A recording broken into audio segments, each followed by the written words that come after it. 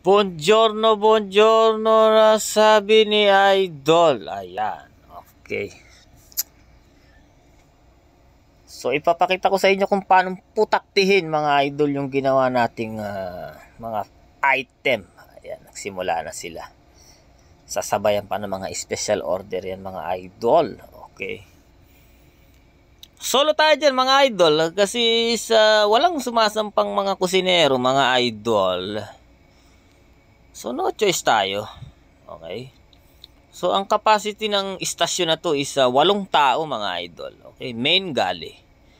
Pero walang sumasampa mga idol. Dalawa lang kami ng amo ko dito. Okay. So, wala. Bugbog talaga. Wala tayong magagawa. Ganyan talaga. Mga idol, mga idol. Kita nyo, pawis na yung likod ko mga idol. Kakatakbo. Okay. Kita nyo naman, ang bilis, di ba? Ganyan lang naman. Wala tayong magagawa.